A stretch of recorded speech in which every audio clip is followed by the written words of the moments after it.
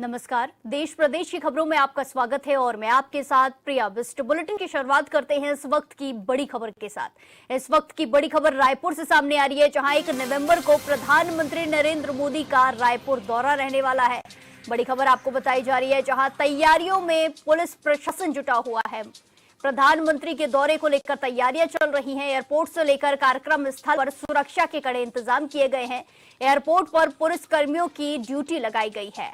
आपको बता दें कि 1 नवंबर को प्रधानमंत्री नरेंद्र मोदी का दौरा रहने वाला है, जिसको लेकर सारी तैयारियां की जा चुकी है। एयरपोर्ट से लेकर कार्यक्रम स्थल पर सुरक्षा के कड़े इंतजाम किए गए हैं।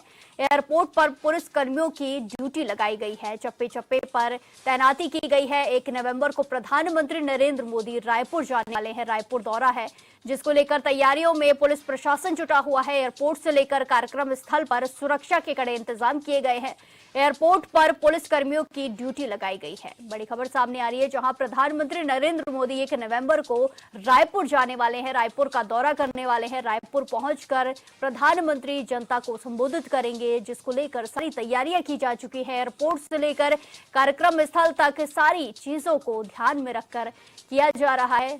दिशा निर्देश भी अधिकारियों को दिए गए हैं। सुरक्षा के पुख्ता इंतजाम किए गए हैं। खबर आपको बताई जा रही है, जहां प्रधानमंत्री के दौरे को लेकर लगातार पुलिस प्रशासन अलर्ट मोड पर है। सुरक्षा के कड़े इंतजाम किए गए हैं। तस्वीरों में भी आप देख सकते हैं, एयरपोर्ट से लेकर कार्यक्रम स्थल तक चप्पे चप्पे पर पुलिस की तैनाती है। हर जगह निरीक्षण किए जा रहे हैं। बड़े बड़े अधिकारी कार्यक्रम स्थल पहुंच रहे हैं और बारीकी से हर एक व्यवस्था की जांच की जा रही है। हर एक चीज पर नजर रखी जा रही है।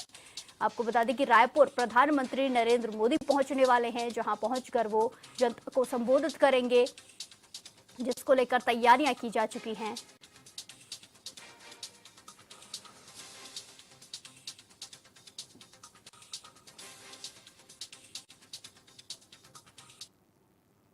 इसी के साथ खबरों में आगे बढ़ते हैं। 150वीं जयंती के उपलक्ष्य में गुजरात के एकता नगर केवड़िया कॉलोनी में आयोजित होने वाले भव्य परेड के आयोजन को लेकर पटना में गृह मंत्री अमित शाह ने प्रेस कॉन्फ्रेंस की, जिसमें उन्होंने कहा कि गृह मंत्रालय ने यह भी तय किया है कि आज के बाद हर 31 अक्टूबर को ही भव्य परेड का आयोजन होगा। ये परेड देश की एकता और अखंडता को सुनिश्चित करने के लिए जो सभी सेंट्रल पैरामिलिट्री फोर्सेस है और हर राज्य की पुलिस बल है, उनके सम्मान में आयोजित की जाएगी। उन्होंने कहा कि देश के सभी राज्य, केंद्र शासित प्रदेश, जिला पुलिस स्टेशन, सभी स्कूल्स और यूनिवर्सिटीज में रन फॉर यूनिटी का आयोजन किया जाएगा, जिसमें देश का प्रत्येक नागरिक देश की एकता और अखंडता के लिए शपथ लेगा। इस बार विशेष 150वीं जयंती के उपलक्ष्य में एक भारत पर्व का आयोजन किया जा रहा है, जो 15 नवंबर तक भगवान बिरसा मुंडा की जयंती तक चलेगा और 15 नवंबर को जनजाति संस्कृति और उनके सांस्कृतिक कार्यक्रमों की एक भव्य कार्यक्रम के साथ इसका समापन होगा। 2013 में इसकी 31 अक्टूबर को आधारशिला रखी गई।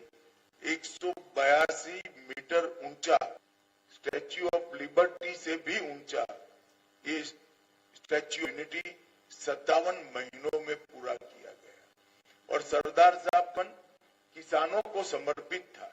इसके बनाने में वो इस्पात का उपयोग हुआ, जो लोहे का उपयोग हुआ, देश भर के किसानों से लोहा एकत्रित किया गया, किसानों के औजारों को एकत्रित किया गया, इसको पिघलाकर लगभग 25,000 टन लोहे का उपयोग कर इस स्टैच्यू ऑफ यूनिटी को बनाया गया।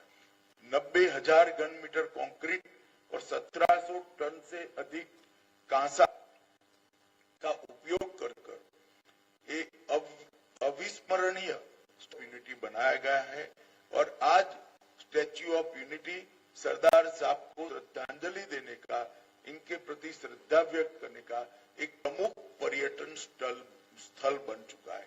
रोजाना लगभग 15,000 लोग स्टैच्यू ऑफ यूनिटी पर आते हैं।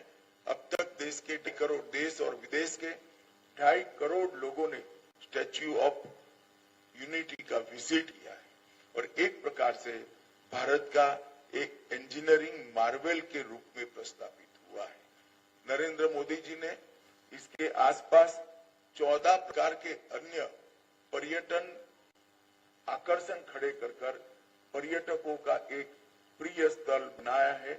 वहां वैली ऑफ फ्लावर भी है, एकता नगर टाउनशिप भी है, झील सर्किट है, लाइट एंड साउंड शो है, पटेल गार्डन भी बना है, एकता क्रूज नर्मदा की नदी में घूमकर एक नयन रम्य नजारा देखने का मौका भी है, बटरफ्लाई गार्डन है, जंगल सफारी है, एकता मॉल है, ग्लो टॉर्च व्यू पॉइंट है और नर्मदा तट पर एक प्रदर्शन की दीर्घा भी बनाई।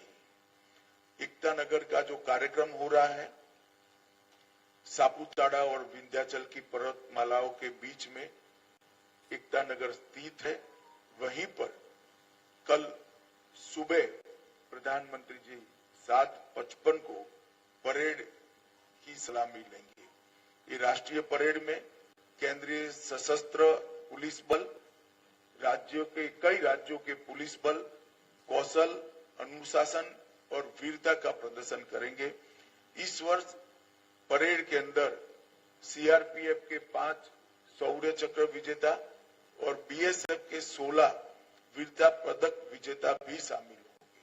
परेड का नेतृत्व महिला पुलिस अधिकारियों द्वारा किया जाएगा और परेड में ढेर सारे सांस्कृतिक प्रदर्शन भी करने का आयोजन हुआ है। हर राज्य की पुलिस से, हर सीएपीएफ के जवान अपना सांस्कृतिक कौशल का भी परिचय कराएंगे। बीएसएफ का ऊंट दल और ऊंट सवार बैंड भी इसके अंदर शामिल होगा। गुजरात का घुड़सवार दस्ता शामिल होगा। आसाम पुलिस का मोटरसाइकिल डेयर डेविल शो भी इसके अंदर होगा और कश्मीर और पंजाब की पुलिस भी इसके अंदर हिस्सेदारी करेगी। एनएसजी, एनडीआरएफ, अंडमान निकोबार द्वीप समूह और पांडिचेरी भी अपनी अपनी झांकियां रखेंगे। जम्मू और कश्मीर पुलिस भी अपनी अपनी झांकी रखेगी। वायुसेना की सूर्य किरण टीम, उनका भव्य एयर शो इस परेड का शिखर बिंदु होने वाला है। इसी के साथ खबरों में आगे बढ़ते हैं। बिहार विधानसभा चुनाव से पहले आरोपों की राजनीति जारी है। एक तरफ एनडीए के नेता महागठबंधन पर सियासी हमला बोल रहे हैं, तो दूसरी तरफ महागठबंधन के सीएम उम्मीदवार तेजस्वी यादव लगातार एनडीए सरकार की नीतियों पर सवाल उठा रहे हैं। बिहार में उद्योग के लिए जमीन नहीं वाले अमित शाह के बयान पर तेजस्वी यादव ने पलटवार किया है। ऐसा तो गृह मंत्री हम लोगों ने देखा ही नहीं कि भूमि की कमी बता रहे हैं। तो इन लोगों की मंशा नहीं है, इन लोगों की मंशा बिहार कब्जाने की मंशा है। बिहार को आगे बढ़ाने की नहीं है, कारखाने नौकरी देने की नहीं है। ये लोग जो है कब्जाना चाहते हैं। बिहार का बेटा ही बिहार को चलाएगा, ना कि कोई बाहरी आके बिहार को चलाएगा। प्रधानमंत्री और कोई सभा करे, कितनी भी सभा करे, बिहार की जनता ने इस बार ठान लिया है कि एनडीए की सरकार को उखाड़ फेंकना है। और आप देखिए चुनाव आयोग की नैतिकता कहाँ गई। लगातार बीच में भी आज भी जो है 10 लाख महिलाओं को जो है ऐसा जो है दिया जा रहा है। 24 तारीख को भी जो है लगातार इस तरह की घटनाएं हो रही है।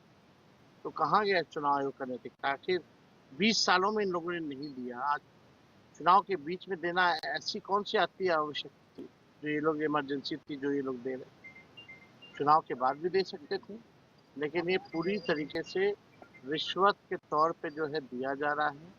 चुनाव आयोग की नैतिकता खत्म हो चुकी है और पूरा देश जो है इस चीज को देख रहा है कि किस प्रकार से रिश्वत चुनाव के बीच जो है दिया जा रहा है, उधार दिया जा रहा है। फिर ये बहनों माताओं से ये छीनने का काम करेंगे, सूद समेत कर्ज है ये। इसी के साथ खबरों में आगे बढ़ते हैं। तृणमूल कांग्रेस के राज्यसभा सांसद डेरेक ओब्रायन ने झारखंड के मुख्यमंत्री हेमंत सोरेन से रांची के कांके रोड स्थित मुख्यमंत्री आवास कार्यालय में मुलाकात की। इस दौरान दोनों नेताओं के बीच आपसी सौहार्द और राजनीतिक विषयों पर चर्चा हुई। राज्य और देश की वर्तमान राजनीतिक परिस्थितियों पर भी विचार विमर्श किए जाने की संभावनाएं जताई जा रही हैं। ये तस्वीरें सामने आई हैं जहां दोनों बड़े नेताओं की मुलाकात हुई है। मुख्यमंत्री आवास पर यह मुलाकात हुई है। सीएम हेमंत सोरेन से मिले हैं टीएमसी के सांसद। आप तस्वीरों में देख सकते हैं जहां कई सारी अटकलों को ये तस्वीर अब हवा देने लगी है। कई सारे मुद्दों पर चर्चा की गई है। देश की वर्तमान राजनीतिक परिस्थिति पर विचार विमर्श होने की भी संभावनाएं जताई जा रही हैं।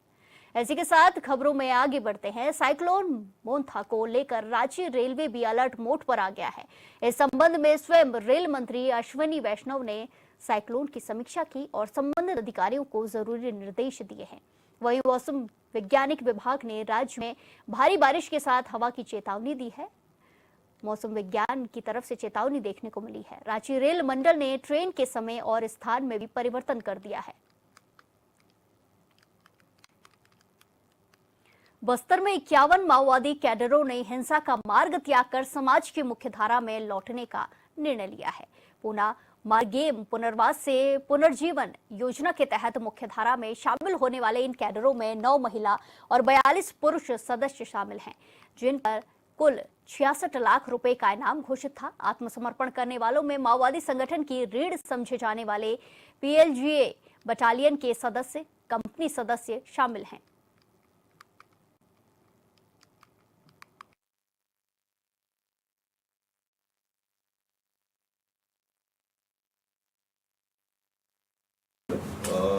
पुनः एक अच्छी खबर है कि 51 माओवादी हैं वो पुनर्वास की तरफ आज लौट रहे हैं, जिस पर से पीएलजे बटालियन नंबर 1 और कंपनी नंबर 1, 2, 5 के 5 सदस्य हैं, एसीएम स्तर के 1, प्लाटून एवं एरिया कमेटी सदस्य 7 हैं, एलओए सदस्य 3 हैं। इस प्रकार कुल 51 नक्सल मेंबर्स हैं, जिस पर टोटल 66 लाख का इनाम था, जो आज यहाँ प्रवास के लिए आए हैं। अगर बीजापुर की बात करें तो वर्ष 2025 में अभी तक 461 माओवादी मुख्यधारा में शामिल हुए हैं। इसी प्रकार 138 माओवादी मारे गए हैं और 485 माओवादी गिरफ्तार हुए हैं। और अगर 2024 से हम बात करें तो लगभग 650 माओवादी मुख्यधारा में शामिल हुए हैं। इसी प्रकार 196 माओवादी मारे गए हैं और 986 माओवादी को गिरफ्तार करने में सफलता मिली है। तो इसमें मुख्यतः जो एंटी नक्सल ऑपरेशन हो रहा है और जो सरकार की जो नीतियां हैं, जो डेवलपमेंटल की नीतियां हैं और जो पुनर्वास की नीति है, उससे प्रभावित होकर ये माओवादी आज पुनर्वास में शामिल हुए हैं। मैं आगे की ब्रीफिंग के लिए डीआईजी रेंज बीजापुर से अनुरोध। अब वक्त एक छोटे से ब्रेक का, फिर लौटेंगे कुछ खबरों के साथ। बने रहिए हमारे साथ। ब्रेक के बाद एक बार फिर से आपका स्वागत है। रुक करेंगे खबरों का। गिरिडीह के पचंबा में चलने वाले 128वां गोपाल गौशाला मेले का उद्घाटन झारखंड के नगर विकास मंत्री सुधीर कुमार सोनू ने किया। इस दौरान उन्होंने कहा कि 128 वर्ष पूरे गौशाला का गठन करने वाले लोगों को मैं नमन करता हूं। बेजुबानों की सेवा भगवान की सेवा होती है। सरकार ने संस्थाओं के मदद के लिए एसडीओ स्तर के अधिकारियों को इसलिए अध्यक्ष बनाया ताकि गौशाला का विकास हो सके। उन्होंने कहा कि सरकार गौशाला के विकास की भागीदार है।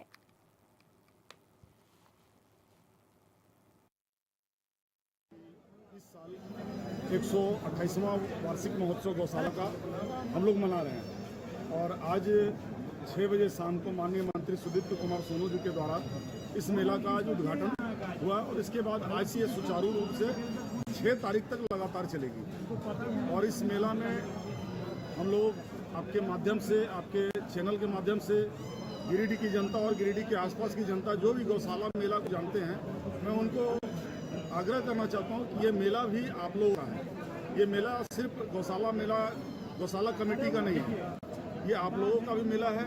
इस मेले का आनंद लीजिए और इस मेले का ख्याति कैसे बढ़े, इसका जिम्मेवारी भी आप लोगों को ही लेना है। इस मेले में क्या यह जरूर कहना चाहता हूं कि संस्थाओं की भावना, संस्थाओं के क्रियाकलाप निरपेक्ष होने चाहिए। अगर एसडीओ साहब किसी पक्ष में झुक जाएंगे तो प्रशासन नहीं चलेगा। संस्थाएं अगर किसी पक्ष में झुकेंगी तो निरपेक्ष नहीं रहेंगी, और अगर वो निरपेक्ष नहीं रहेंगी तो समाज के एक तबके का तो प्रतिनिधित्व आप कर सकते हैं, पूरे समाज का प्रतिनिधित्व नहीं कर पाएंगे। तो मैं आपसे बड़ी विनम्र भाव से यह कहता हूं कि पूर्वजों ने जो सोचा, हिंदुस्तान की सरकारों ने जो सोचा, उन बातों को मजबूती से आगे ले जाने की जरूरत है। संस्थाओं को निरपेक्ष भावना से समाज का काम करने की जरूरत है। संस्थाओं को पार्टी नहीं बनने की जरूरत है। और मैं उम्मीद करता हूं कि इस 128वें वर्ष में, गोपाल गौशाला की स्थापना के 128वें वर्ष में आप निश्चित रूप से इस बात के लिए संकल्पित होंगे कि यह गोपाल गौशाला निरपेक्ष भाव से गायों की सेवा का काम करेगी, जो उसका मूल कर्तव्य है, और वह उस मूल कर्तव्य से विचलित। धनबाद के चिरकुंडा थाना परिसर में पारिवारिक विवाद को लेकर हुए हाथापाई में घायल व्यक्ति के मामले में आरोपी को राजनीतिक दबाव में छोड़ दिया गया। इस मामले को बीजेपी ने गंभीरता से लिया है। बताया गया कि घायल गौतम शर्मा राष्ट्रीय स्वयंसेवक संघ और बीजेपी के काफी पुराने कार्यकर्ता हैं। बीजेपी ग्रामीण जिला अध्यक्ष घनश्याम ग्रोवर के नेतृत्व में एक टीम शर्मा के तालडंगा हाउसिंग कॉलोनी आवास पर परिजन और चिरकुंडा थाना प्रभारी रामजी राय से मिली। इस दौरान शर्मा के बेटे ने बीजेपी नेताओं को बताया कि चिरकुंडा पुलिस ने निरसा विधायक अरूप चटर्जी के दबाव में आरोपी को घटना के दिन ही छोड़ दिया, जो कहीं से भी न्याय संगत नहीं है। कॉलोनी में प्रशांत राणा जी के साथ और उनके पापा के साथ जो घटना घटा है, ये बहुत दुखद घटना है। इसी के चलते आज हम लोग हमारे माननीय जिलाध्यक्ष जी, तारा जी और तमाम सब जिला पदाधिकारी और हमारे यहाँ के तमाम नेतागण के साथ चिरकुंडा थाना आए हैं। सबसे बड़ा बात यही है कि किसी का इतना मन कैसे बढ़ता है जो थाना में आके झमेला करता है और झमेला करके फिर वो चला जाता है यहाँ से। तो इसी विषय में हम लोग थाना प्रभारी से बात करने के लिए आए हैं कि इतना बड़ा मन बढ़ता है और थाना में झमेला करके जाता है, उस पर कोई कार्रवाई नहीं हो रहा है। क्योंकि साथ जो घटना घटी है बहुत ही दुखद घटना है। थाना प्रशासन में और अफसर इंचार्ज के सामने भी ये घटना घट रही है और एक्यूज को छोड़ दिया जा रहा है, यहाँ से वो चला जा रहा है। ये बहुत ही दुखद घटना है। जब उसके साथ वो जीवन मरण में आज बेड पर पड़े हुए हैं, अब उस एक्यूज को छोड़ दिए हैं और अभी तक अरेस्ट नहीं किए। आप कहते हैं कि वरीय अधिकारी के कहने पर छठ तक छोड़ दिए थे। ये बिल्कुल निंदनीय घटना है। कोई एक्यूज होगा उसके छठ के लिए छोड़ देंगे आप उसको? कोई आदमी जीवन मरण में मर रहा है। इस घटना की हम निंदा करते हैं और उसको जताशीर गिरफ्तार करने की मांग करते हैं। हम पति पत्नी 20 तारीख को हम लोग साथ ही आए थे और फ्लाइट से एक साथ आए हम लोग दीपावली के शाम में। और दीपावली के शाम में चूंकि हमारे दोनों पत्नी और हमारे बीच में अंडरस्टैंडिंग है कि जब भी यहाँ पर आएंगे, चूंकि पत्नी को पसंद नहीं ससुराल आना, हमारे बीच में ये है कि वो अपने घर जाएगी और मैं अपने घर जाऊंगा। वो अपने घर, उसको मैंने भेज दिया ऑटो से और हम यहाँ चले आए। ऑब्वियसली मैंने उसको भेजा क्योंकि वो हम लोग कुमारडीह में उतरे थे, पहली बार कुमारडीह में उतरे थे, वरना ऐसे धनबाद आते समय रास्ते में उसको छोड़ आया करते थे। तो हुआ क्या कि 24 तारीख को क्या हुआ कि बेटे का मेरा तबीयत जो है वो खराब था। मैं बेटे को लेके जो है मेडिकल के लिए निकल गया और मेडिकल के लिए जब मैं इधर लेके आया तो मैं हिंदुस्तान मेडिकल, यहीं पर एक मेडिकल शॉप है, वहां से मैंने दवाई ली। और दवा लेने के बाद क्या हुआ कि बेटे को अपने दादा दादी से मिलाने भी ले आया और मैंने सोचा कि बच्चा थोड़ा आराम कर लेगा। ससुराल कहाँ है? जी, मेरा ससुराल जो है वासुदेव नगर में फिलहाल अभी है। तो उसके बाद फिर क्या हुआ कि हम जो है बच्चे को लेकर 1.5 घंटे के अप्रॉक्स हम लोग जो है वापस हम अपने बच्चे को लेके वहां पे पहुंच गए और हम बच्चे को अकेले ही कराए थे। तो वहां जाते ही क्या हुआ कि मेरी वाइफ और मेरी जो सास हैं उन्होंने चार्ज कर दिया, क्योंकि वो लोग आने के समय ही सास विरोध कर रही थी कि आप लेके क्यों जा रहे हैं। तो मेरी वाइफ और मेरी सास ने चार्ज कर दिया मेरे को, कहाँ लेके चले गए, किसके परमिशन से लेके चले गए। तो वहां पे जो है मेरे साथ पूरा वो कहा कही बातें उन्होंने शुरू कर दिया करके जो है। लेकिन पीछे से जो मेरा साला है, क्योंकि मेन कल्प्रिट यही है, ये हमेशा रेकलेस किस्म का इंसान है, हमेशा ये हम लोगों के परिवार को तोड़ने का काम जो है ना, यही माँ बेटा दोनों कर रहे हैं। पाकुड़ जिले में प्रशासन ने अवैध खनन और क्रशर संचालन पर बड़ी कार्रवाई की है। हिरनपुर प्रखंड के मानसिंहपुर स्थित जियाउल पगला के 2 क्रशरों को जिला प्रशासन की टीम ने सील कर दिया है। साथ ही जेसीबी मशीन की मदद से क्रशर तक जाने वाले आवागमन मार्ग को भी बंद करा दिया गया है। अधिकारियों के मुताबिक ये कार्रवाई पर्यावरण नियमों के उल्लंघन और बिना वैध दस्तावेजों के संचालन की शिकायतों के बाद की गई है।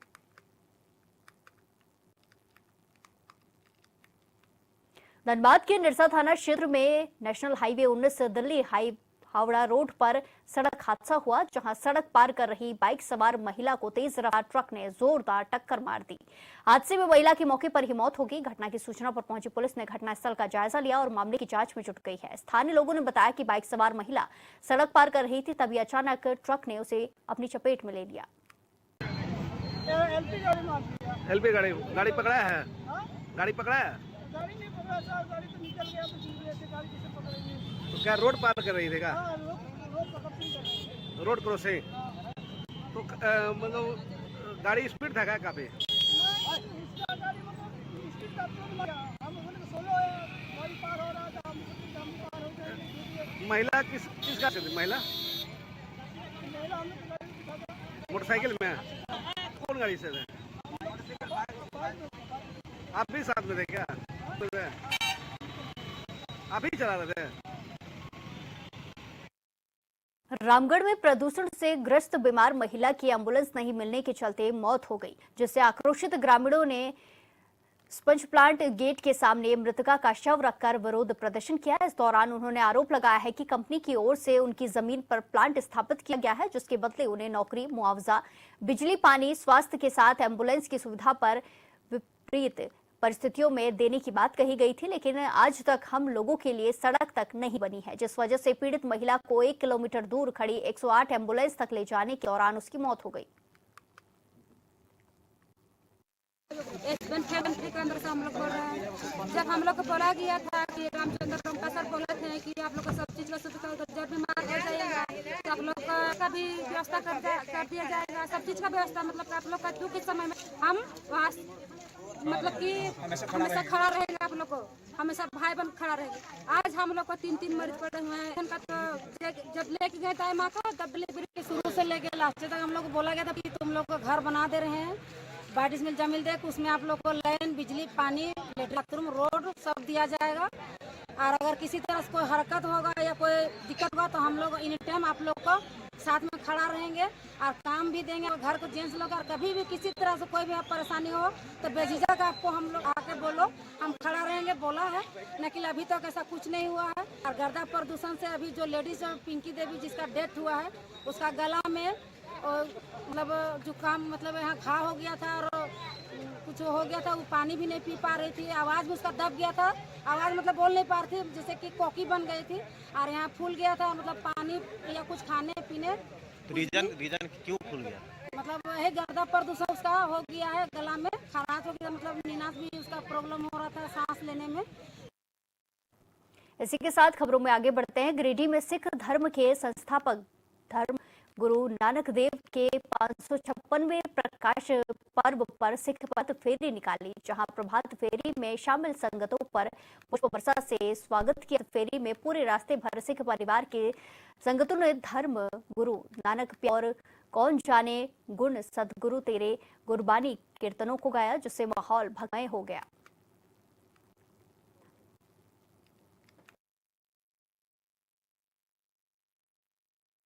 इसी के साथ इस वक्त की बड़ी खबर बिहार से सामने आ रही है, जहां बिहार के मुजफ्फरपुर में पीएम मोदी का बड़ा बयान। कांग्रेस आरजेडी के लोगों ने छठी मैया का अपमान किया है। सूर्यदेव को अर्घ को कांग्रेस आरजेडी ने बताया ड्रामा। बड़ी खबर आपको बताई जा रही है, जहां बड़ा बयान देखने को मिला है। आड़े हाथों लिया है विपक्षी पार्टियों को, जहां छठी मैया का अपमान किया गया है। ऐसा पीएम मोदी ने कहा है, कांग्रेस आरजेडी के लोगों ने छठी मैया का अपमान किया है। सूर्यदेव को अर्घ को कांग्रेस और आरजेडी ने ड्रामा बताया है। माताएं बहनें छठी मैया का ये अपमान बर्दाश्त नहीं करेंगी। इस अपमान को बिहार का कोई भी व्यक्ति नहीं भूलने वाला है।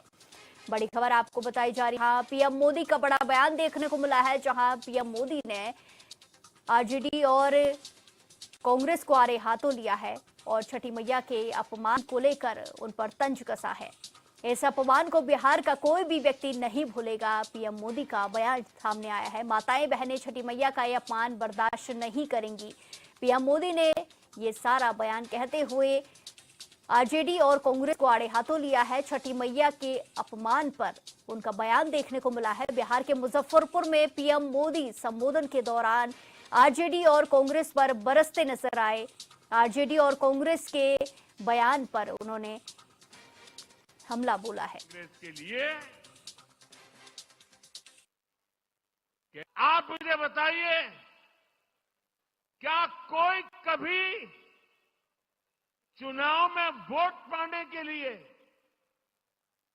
छठी मैया का अपमान कर सकता है क्या? क्या ऐसा अपमान बिहार सहन करेगा क्या? क्या ऐसा अपमान हिंदुस्तान सहन करेगा क्या? क्या मेरी माताएं जो निर्जला उपवास करती है, क्या वो सहन करेगी क्या? आरजेडी कांग्रेस के लिए कैसी बेशर्मी से बोल रहे हैं। उनके लिए तो छठी मैया की पूजा एक ड्रामा है, नौटंकी है। आप उनकी बातों से सहमत है क्या? ऐसे लोगों को सजा दोगे कि नहीं दोगे? जो माताएं बहनें निर्जला इतना लंबा व्रत रखती है, जो गंगा जी में खड़ी होकर सूर्य देव को अर्घ्य देती है, वो आरजेडी कांग्रेस की नजर में वो तो ड्रामा करती है। क्या बिहार की माताएं बहनें, सारी माताएं बहनें मुझे जवाब दीजिए, क्या बिहार की माताएं बहनें छठी मैया का ये अपमान बर्दाश्त करेगी क्या? साथियों, ये हर उस व्यक्ति का अपमान है जो छठी मैया में श्रद्धा रखता है। और मैं जानता हूं छठ पूजा के इस अपमान को बिहार चुनाव नहीं, आने वाले सैकड़ों साल तक भूलने वाला नहीं है।